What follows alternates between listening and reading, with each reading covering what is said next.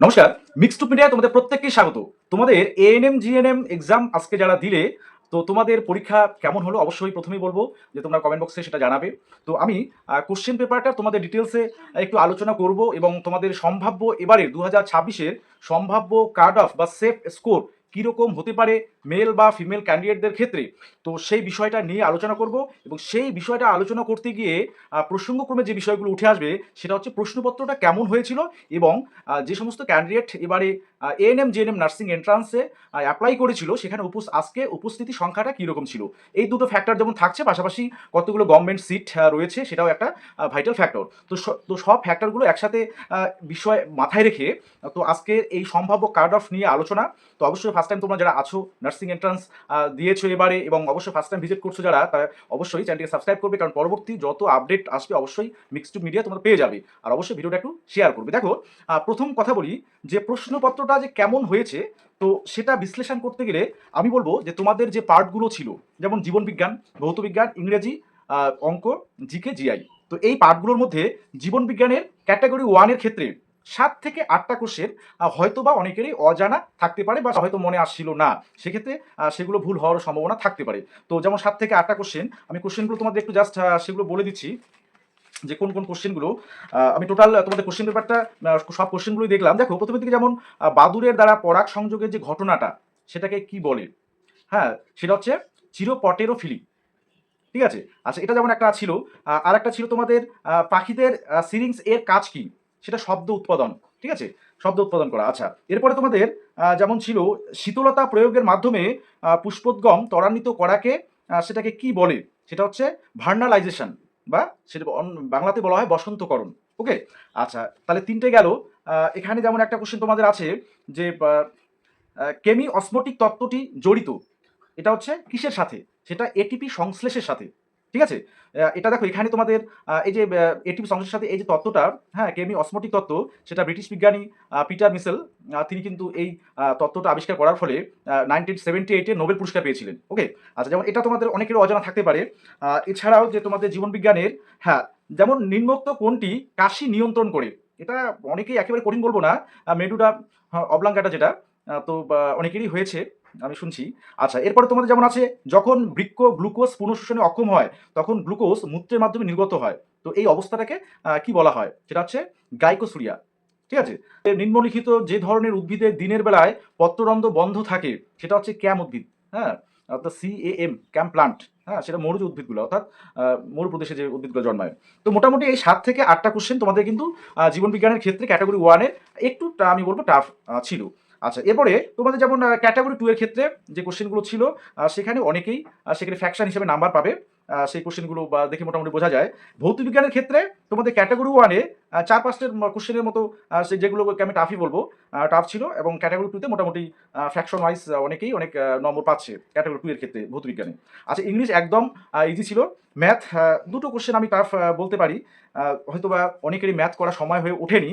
হ্যাঁ, যেমন আমি প্রথম কোশ্চেনটাই পেলাম তোমাদের ম্যাথের ক্ষেত্রে, যে কোশ্চেনটা যেমন ছিল যে sine theta plus cos phi equal 2 যদি হয় তাহলে থিটার ভ্যালু কত, না cos theta plus sine phi এর ভ্যালুটা কত হবে। দেখো, sine theta plus cos phi equal 2, এখানে কিন্তু রেঞ্জ দেওয়া আছে থিটা ফাই এর, সেটা হচ্ছে theta greater equal 0, less equal 5/2, অর্থাৎ 0 আর 5/2 এর মধ্যে থাকবে, বা ইকুয়াল হতে পারে 0 বা 5/2 এর। তো সেক্ষেত্রে তোমাদের আমি যদি থিটাটাকে সেখানে যদি 90 ডিগ্রি সে অ্যাঙ্গেলটা ধরি তাহলে সাইন 91 হয়ে যাচ্ছে, আর ফাইটা যদি আমি 0 ডিগ্রি ধরি তাহলে কস ফাই সেটা কিন্তু, অর্থাৎ কস 0 সেটা 1 হয়ে যাচ্ছে, 1 + 1 = 2 হচ্ছে, তাহলে থিটাটা 90 হবে, ফাইটা 0, তাহলে cos theta plus sine phi এর মানটা যখন আমরা বা ভ্যালুটা যখন বের করবো তখন কস থিটার জায়গায় হচ্ছে 90, তাহলে কস 90 কত হচ্ছে 0, সাইন 0 সেটাও 0 হয়ে যাচ্ছে, মানে 0 আনসারটা হবে। যাই হোক, এরকম ম্যাথের ক্ষেত্রে 2-3টে বা 4টে ম্যাথ হয়তো বা অনেকেই করতে পারেনি, সময়ের অভাবে সেটা হতে পারে, কারণ যেহেতু সেখানে ক্যালকুলেশন করতে হচ্ছে।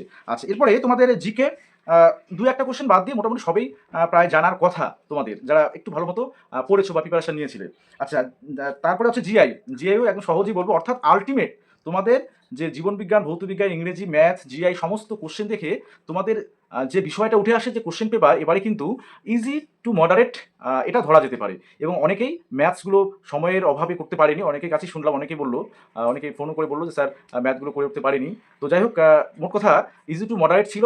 এবার হচ্ছে তোমাদের বিষয়টা আসছে যে তাহলে কীরকম কাট অফ যেতে পারে এবারে, বা এএনএম এর ক্ষেত্রে তোমরা অনেকেই যেমন এএনএম করতে বা এএনএম নার্সিং করতে ইচ্ছুক, তোমাদের বলবো যে এএনএম এর কীরকম নম্বর একটা থাকলে যে তোমাদের একটা সেফ জোনে তোমরা থাকবে।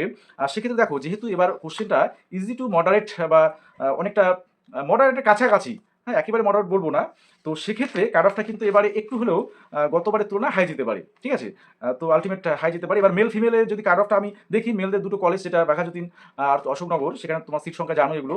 তো সেক্ষেত্রে আমি ডিরেক্ট ইউআর ক্যাটাগরির ক্ষেত্রে তোমাদের সেফ জোন, অর্থাৎ কত নাম্বার পেলে তুমি একটা সেফ জোন মোটামুটি ধরতে পারো যে আমি মোটামুটি একটা সেফ জোনে আছি। তো কাট অফ সম্ভাব্য যেহেতু হয় বা এক্সাক্টলি বলা মুশকিল, কারণ এতগুলো ক্যান্ডিডেট এক্সাম দিচ্ছে। যেমন এবারে তোমাদের যত ক্যান্ডিডেট ফর্ম ফিল আপ করেছিল এএনএম জেএনএম নার্সিং এন্ট্রান্স দেওয়ার ক্ষেত্রে, সেক্ষেত্রে 85% অ্যাটেন্ডেন্স অর্থাৎ উপস্থিতি কিন্তু ছিল। তো উপস্থিতি যে একেবারেই খারাপ ছিল তা কিন্তু একদম নয়। তো সেক্ষেত্রে তোমাদের মেলদের ক্ষেত্রে গভর্নমেন্টের যে দুটো কলেজ, সেক্ষেত্রে ইউআর এর 92 to 94, এরকম 92 থেকে 94 মোটামুটি একটা সেফ স্কোর হতে পারে। ওবিসি ক্ষেত্রে 88 to 90 একটা সেফ স্কোর হতে পারে, বা আলটিমেট ফাইনালি তুমি একটা এই কলেজ দুটোর মধ্যে একটা পেয়ে যেতে পারো, এটা সম্ভাব্য আমি বলছি। এসসিদের ক্ষেত্রে 84 থেকে 86, এসটির ক্ষেত্রে 74 থেকে 76, ইডাব্লিউএস এর ক্ষেত্রে 85 to 87। তো এরকম একটা স্কোর তোমাদের যদি ক্যাটাগরি ওয়াইজ তোমরা পেয়ে থাকো, তাহলে সেক্ষেত্রে মেল ক্যান্ডিডেটদের একটা কিন্তু সুযোগ থাকছে। আর আমি গতবারও বলেছিলাম যে মেল ক্যান্ডিডেটদের উপস্থিতি যেহেতু কম থাকে, এবারে এই মুহূর্তে বলা মুশকিল যে মেল ক্যান্ডিডেট কতগুলো আছে, সেটা রেজাল্ট পাবলিশ না হওয়া পর্যন্ত কিন্তু বোঝা যাবে না। আমি রেজাল্ট পাবলিশ হওয়ার পরেই আমি কিন্তু বলেছিলাম গতবারে যে মেল ক্যান্ডিডেটের অনেক জিমার পর্যন্ত সুযোগ পাবে, এবং সেক্ষেত্রে অনেকেই কিন্তু সুযোগ পেয়েছিল, এবং একজন সেই বিষয়ে কমেন্টও করেছিল যে আমার ভিডিও দেখে সে এই যে কাউন্সিলিংয়ের পদ্ধতিগুলো সেটা অর্থাৎ সেখানে অ্যাটেন্ড করেছিল, আলটিমেট সে একটা কিন্তু গভর্নমেন্ট কলেজ পায় দুটোর মধ্যে। আচ্ছা, এবার ফিমেলদের ক্ষেত্রে আছি। দেখো ফিমেলদের আমি জিএনএমটার ক্ষেত্রে প্রথমে আসি যে জিএনএম এর ক্ষেত্রে তোমাদের কীরকম কাট অফ আসতে পারে। দেখো জিএনএম এর ক্ষেত্রে ইউআর মানে সেফ জোন বা সেফ স্কোর তোমরা যদি জানতে চাও, তাহলে 72 to 72, 70 থেকে 72-এর মধ্যে ইউআর থাকলে, এই স্কোরগুলো থাকলে মোটামুটি একটা সেফ জোন ধরে রাখতে পারো। আচ্ছা, ওবিসির ক্ষেত্রে 64 থেকে 66, ওকে। এসসির ক্ষেত্রে 58 থেকে 60, এসটির ক্ষেত্রে 48 to 50, আর ইডাব্লিউএস এর ক্ষেত্রে 54 to 57 না 56 বা 57। তো এই যে তোমাদের, কারণ তোমাদের ফিমেল ক্যান্ডিডেটদের প্রায় 3000-এর কাছাকাছি গভর্নমেন্ট সিট থাকে, তো সেক্ষেত্রে এরকম একটা স্কোর যদি তোমরা ক্যাটাগরি ওয়াইজ তোমাদের থাকে, তাহলে একটা সেফ স্কোর মোটামুটি ধরে রাখতে পারো। এবার এক্স্যাক্টলি যে এই কাট অফটাই মিলে যাবে বা সেটা কিন্তু একদমই নয়, এটা আনুমানিক, বা তোমাদের একটা অ্যাপ্রক্সিমেটলি ধরতে পারো যে একটা সেফ জোন এরকম নাম্বার পেলে জিএনএম এর ক্ষেত্রে ফিমেলদের তোমরা কিন্তু একটা তোমাদের আশা থাকতে পারে সুযোগ পাওয়ার ক্ষেত্রে, ফার্স্ট রাউন্ড বা সেকেন্ড রাউন্ডের ক্ষেত্রে, ওকে।